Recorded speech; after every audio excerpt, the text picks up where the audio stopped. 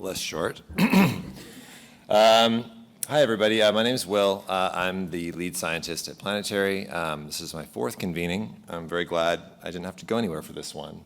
I'm going to talk about our project in Nova Scotia. You've heard about it a bit already.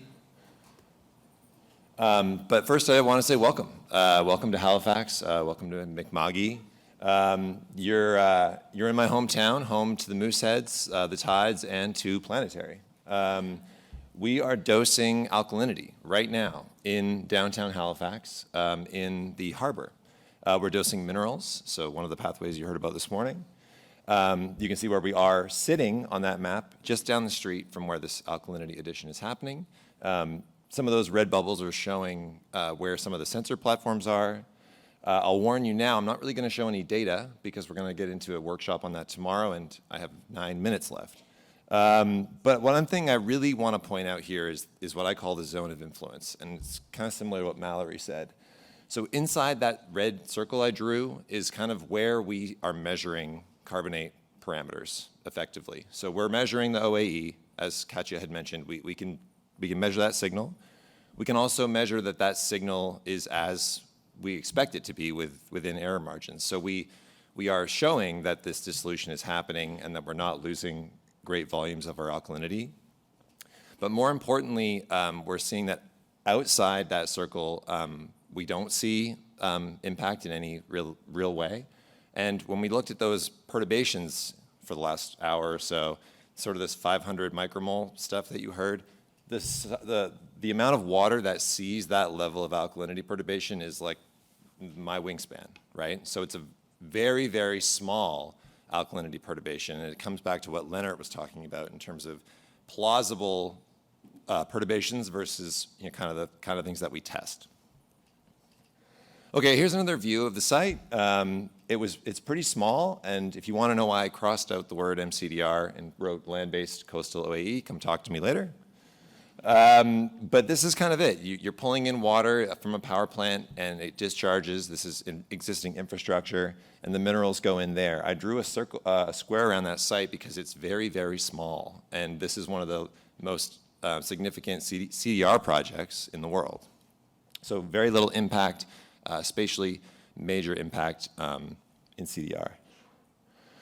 Here's the third way of looking at the site. This is an indigenized version, and I'll show you our community engagement report later in the slide, but I just think it's a really beautiful image that shows the site and what it looks like from an indigenous design studio. Okay, so what have we done? We've dosed for almost 2.5, or more than 2.5 years, and on the top you can kind of see what that dosing has looked like over time. This has facilitated a huge amount of research. We're testing prolonged impact now, not chronic, and we're uncovering the unknown unknowns that we were talking about in this room years ago. We've been measuring things constantly this entire time, and that is, if anyone's been trying to make measurements in the ocean, that is a huge feat. We go out on boats every 2 weeks, more or less. We did 36 boat surveys in the last 12 months, and that, again, is no small feat. But if you look at the top, you can see that we've only scaled in terms of an instantaneous rate by about 3 times in that period. So we're not trying to rush to mega scale of dosing here. What we are trying to do is do it safely and with stability. So what are we learning? A lot. So urban harbors are complicated. I don't know if you've walked around the harbor, but there's a lot happening. That ballast water picture was taken yesterday, or day before yesterday. That was new.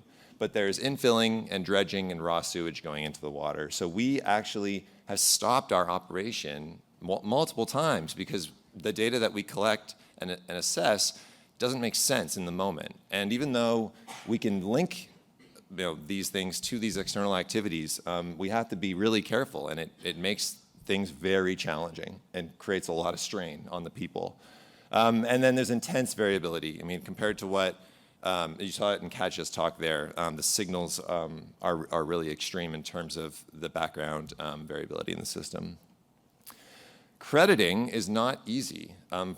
People should understand the bar that we're at here. The data management has to be extremely tight. There's a lot of complexity that people don't understand in terms of how you do these calculations.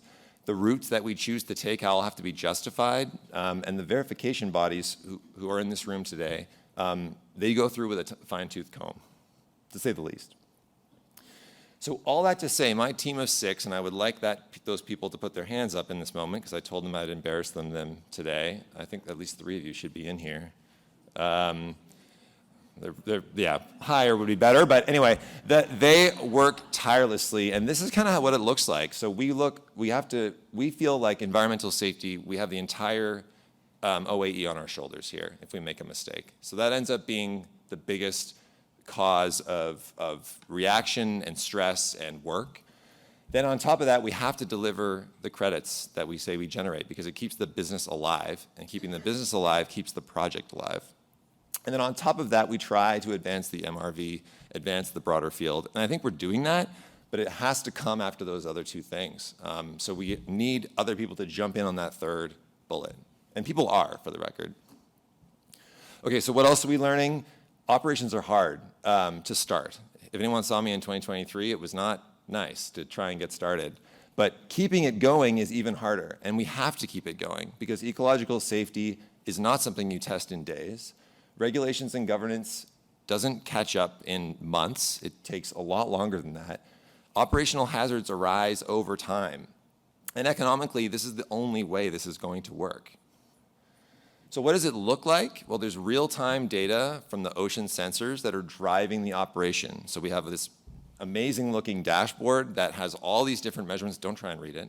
But you can see that at the top, our operators who are there now working have this safety status, all good. The TSS is fine, the pH is fine, the pressure readings are fine. This is the kind of simple message they need because they need to be able to react fast. So building this dashboard is not trivial. What also does it mean? You can't do paper logs. Gotta build software. You gotta have all the data that is coming through is so intense that you have to have really good processes for managing it because like I said, you can't credit this stuff if you don't have the data figured out. The supply chain and logistics, don't underestimate that. The emissions have to be accounted for everything that we do. And then everything breaks and things get delayed. So these are all things that cause a huge amount of strain on a company that is actually quite small, if you sort of really think about it. So over time, we are stabilizing, and that is the big win that we've had. But we've also built an amazing community around this work. I'll leave this up for a little bit of time so you can snap that QR code because our community engagement report from last year just came out and it's incredible. All I'll say here is that the volume of work is extreme. The type of work, I went to my first Two-Eyed Seeing committee yesterday and it was incredible. And the community-driven action, so as sort of what Mallory said, we're taking action based on the things that we hear from the community. Diana should be here, so you can go ask her about that, but I'm also happy to answer questions if you have them. Okay, so we're building the foundation here. MRV, we're finding out what that bar looks like, trying to unblock the complexity within that, and trying to provide a plume so others can also help advance the field. We're learning what is and is not impacted in certain areas under real world conditions. Can't say that often enough. Regulatory, we've got a strong and reproducible regulatory structure now. The notion that this is not something that can be regulated is straight false. It's actually a very clear system now that we've built. Governance, people are catching up. The governments are building systems, they're building structures to be part of this work because of the fact that we've been here so long. And we've really moved away from, we're not just informing and engaging, we're co-creating, we're partnering. These are really meaningful things. And yet, in my final minute, my takeaway from all this work is that we're not doing good enough. All aboard the struggle bus, which got cut off. Oh, no, it didn't. We're not certifiable in certain places. They're still low buyer confidence. There's very few pilots. You saw how many there are, and most of them are dashed, not solid lines. Companies are reclassifying, they're avoiding oceans altogether, they're not calling themselves OAE, they're keeping a low profile. These are all bad signals. However, there are other pathways that have all these things, shakier fundamentals, more complex MRV, lower durabilities, similar ecosystem risks that are all, some of which are dramatically outperforming. So what's going on here? Some ideas. We're still talking about MCDR as a whole, even though OAE is very different from most types of MCDR. Commercial remains a word people don't like to talk about. Remembering that credit revenue is the only reason this project is still going and facilitating all the learning that we are doing. We still don't have a legitimate co-benefit that we can lean on, despite this concept that alkalinity will do good things for organisms. We still haven't done a good job of showing that. I think we lack constructive thinking.